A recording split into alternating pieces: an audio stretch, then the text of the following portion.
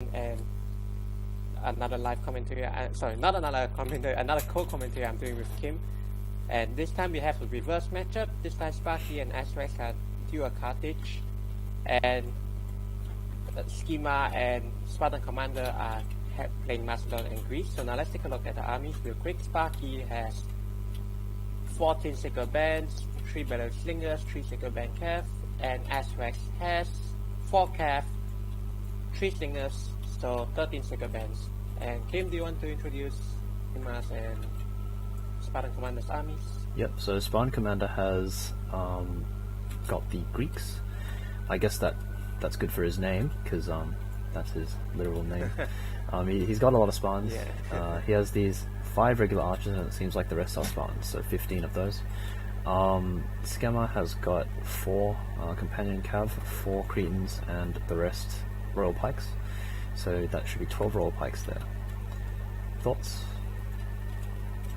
Yeah, so I think earlier we saw how the Brotherhood team didn't bring like a lot of cav, they only had 2 cav, but now Esrax and Sparky have a total of 7 cav. So not only do they have the cav advantage, they also have, I would say, they also have the missile advantage. So they have the advantages everywhere. They have the cav advantage, they have the missile advantage, and they have the infantry advantage. So I think it doesn't look good for the Brotherhood team.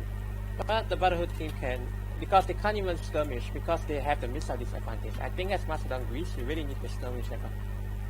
What do you think about this? I actually think the Greek and Macedonian team have the missile advantage. I think the 4 Cretans and 5 archers are probably enough to get you the edge there against just the 6 Balearic slingers. And yeah, I think although that's the case, they have only a 5 cav to protect these 9 archers with. So I don't know if that's going to be a struggle for the Brotherhood team. They only have these 4 cav to protect these 9 archers with, so I don't know if that's going to be a struggle for the BH team, because we saw last game that they weren't able to protect them with 2 cav against 5. Now it's 4 against 7, so we'll see if they can do a bit of a better job of it this time.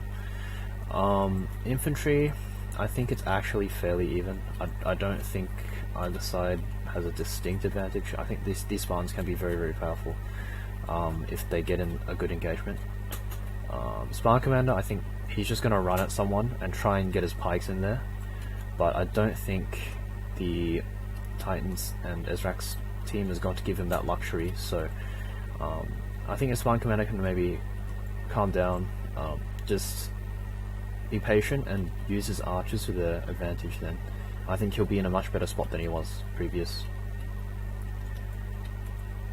Yeah, we shall see how it goes. I actually think that the dual Carthage has the infantry advantage, because Carthage can destroy these Royal Pikes very easily, and it will be kind of even between the Sickle Band and the Spartans, but we'll see how it goes. Yeah. Okay. So 3, 2, 1, let's go. Yeah, so okay, I will try not to double speed it as yeah, don't mess up the times. But but right now they're advancing towards each other. Yep. Nothing much going on. Not too much going on. And I think we're going to see the Immortals and the Titans team play again very wide, play that skirmishy game they played last time. And they do have the cav to do it, so if you have the cav advantage, you can definitely play a bit of a more skirmishy game, because you can very quickly support different parts of the battlefield, so you can afford to have your archers really spread out. And you know, whenever you need to reinforce something or protect something, your cav just runs there and stops the enemy cav from getting him. The Brotherhood team probably isn't going to be able to play the same way, because they only have 5 companion cav. Maybe if they split off some of the pikes to extend their flanks, then it could be possible. But at the moment it looks pretty difficult. They're probably just going to have to skirmish. They're just going to have the archers out there firing shots, taking their time, taking down the numbers of the slingers. That's what I want to see. Yeah, but then I think that Esrax and Sparky can afford to be more aggressive as they did last game. because they have the infantry advantage now, so they can take more risks, I would say. But yeah, since they have the skirmish advantage, may as well use that. Yeah, As yeah, you say, yeah. I think they will be trying to use their missiles a bit. They'll probably be maybe using the Sacred Band for a bit of harassment, but you do have the 4 companion camp to worry about in that case, so there is that as a factor. But I really like the way the Carthaginians are really spreading out their Balearic slingers. As you can see, very, very nice angles going to come in from the slingers of Sparky. He's going to have very good flank shots on the archers. I think the main threat for Macedon and Greece, for double Carthage is actually the Cretans, because the Cretans can shoot down Cav, they can out-skirmish Carthage, shoot down the Inf, as you saw what they did in the first game. What do you think about that? Yeah, I think the Cretans are definitely a factor. I think that's what the Balearics are for though. They're going to contest the Cretans pretty well, and the Cretans will have to shoot back at the Balearics for a good while. Spartan Commander is not even loose formationing his archers, which is very perplexing, because he's just going to get them shot and he's going to lose them very, very quickly if he doesn't decide to lose formation, those archers. I like the choice of word. Let's see. Okay, so Missile War, well, because Sparky and Esrax are more spread out, you can see their slingers are 2 ranks deep, and Cretans are in quite a thick formation. They are in 3 to 4 ranks deep. And I don't necessarily. As you mentioned, I don't lose formation. Yeah, I don't necessarily mind the fact that Sparky, Skimmers, Cretans are 3 ranks deep or 2 ranks deep. I don't think it really matters as long as he trades out. As long as he mostly trades out. But Spark Commander's the more worrying one. He's put them into loose formation now, but I mean, damage has already been done to these archers while they were in tight. So he's already taken losses he shouldn't have, and they're also all kind of blobbed together as well. So that's kind of amplifies the situation for the Balearic slingers. Yeah, but I think they may be worried that they don't have the pikes or the cav to protect them.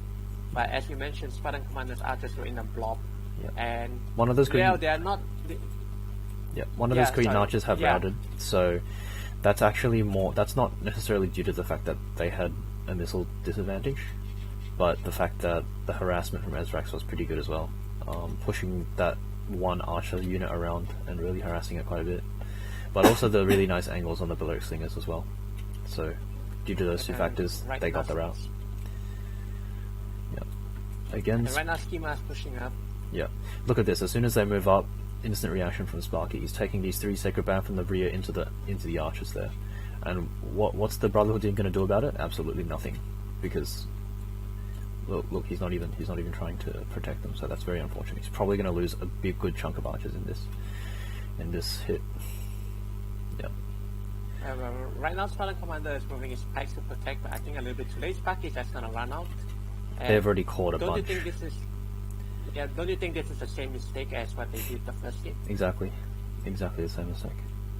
Spark Commander again not really able to protect those archers very well. He has kept 3 of them alive, but that's still quite a few losses. And Esrax has Esrax is a very nice angle, and he's now pushing in to this world pike. It's slightly on the flank, which is definitely ideal for pike versus pike combination. I still think it's a fine engagement for Skimmer. It's not the worst. They're still on the front of his pikes, and the pikes aren't. He got the pikes down in time, so he has time to. He got the formation. Yeah. So he has time to kind of reconfigure, get some support maybe from Spark Commander, and that sort of thing. But Spark Commander is going to have to do some very good resource management here. He's going to have to he's got to spare just enough to win the fight against Sparky, but also spare some to Skimmer, because Skimmer's going to lose if he doesn't get any support from the Spartans. And nice killing off of those missiles by Sparky. And Spartan Commander, he should react to what Sparky is doing, because Sparky is flanking with infantry, and Spartan Commander only has 2 infantry facing the flank, including his general. Yeah. So Spartan Commander should really spare a couple of infantry. He needs a bit of a better structure. These 6 units of Sacred Band have just pushed into his space now, and he hasn't really made any formation to stop this, which is... Like, you can't just allow you can't just allow your opponent to outflank you like this. You have to react. You have to at least turn your pikes toward him, because pike structure is super important. We see a charge in here from the Sacred Band though, into targeting the companion cap, which I really like. I think they're gonna route. Yeah, and Sparky is coming in to help with his calf. Yeah, that's it. The calf is gonna route. Yeah. The last of the missiles is gonna route. And now Sparky has his slingers at the back, so the Macedonians are also bit, very stretched. The Macedonians are very, very overstretched now. And this is going to be a field day for the Sacred Band Cav, because they're going to have a lot of space to work with behind the Royal Pikes, and this will probably even force some of the Spartans to actually turn around and not face the Sacred Band. So, very dire straits for the Brotherhood team. And yeah, as you can see, I think Sparky is getting the upper hand. Yeah, he's gonna charge. Actually, actually a good turnaround by Spartan Commander. He got the pikes down in time, and Esrax is going to lose quite a bit of cav here. And he's not going to do much because he just stuck. He just charged his 3 cav into this. He got blocked off by 1 Spartan, so those 3 cav. Yeah, going to take very heavy losses in the process as well. Good play by Spartan Commander there. Good reactions, but it is. But his guys are going to rout now, and that's just because he's lost the infantry fight. And also his infantry was in too thick of formation, I would say. Yeah, it was quite thick. You saw earlier, like, I think it's not ideal because ideally you want your sticker bands in a pike versus pike. You want your sticker bands to be, and Spartans to be at least 5 ranks deep, I would say. Well, I'd say you want them to be matching. Enough men fight. Yeah, you want them to be matching your opponent. Them to be matching. Yeah, matching your opponent's thickness. Having them too narrow can just lead to outflanking things, which happened there. Yeah, and the Macedonians are gonna lose this straight up. Macedonians infantry actually traded pretty well against the Sacred Band. Like, they didn't do too awfully. Actually, pretty even, I'd say. But the Carthaginians get a lot of help from the Sacred Band Cav. So that's going to be to the Macedonian, the Royal Pike's detriment. They're not going to survive for much longer here. But actually, to be honest, if I think the Cav are here just to mirror Macedon's Cav and to kill the archers. After that, the Sacred Band Cav won't do anything much. They are there to. I mean, the main power is coming from the Sacred Band infantry. Yeah. And the Cav won't really do much. Yeah. The great thing about having Cav though, is that if you're the only player with Cav left and they've only got infantry, and you just stand the Cav behind the infantry, they have to turn the infantry around to actually look at your Cav, because and if they do that, then their backs are facing your pikes, right? So you can almost halve the enemy's power in the infantry fight by just having Cav standing around the back lines, which is a really good benefit, and probably a slightly underused one in some of these pike fights. But Sparky and Esrax using that quite well. As you can see, even at the end of the fight, they had quite a few Cav units left that could have done some damage. Yeah, but what do you think about the overall battle? Overall battle? I think... Yeah.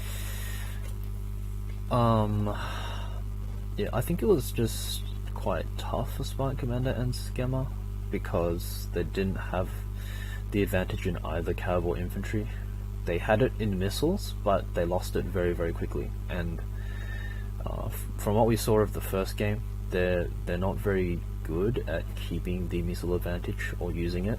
So I think for this game, I would have liked to see them go for a bit more of a maybe a bit more of a Cav heavy build, or maybe a bit more of a infantry heavy build, because it doesn't seem like the missiles are working out for them too well.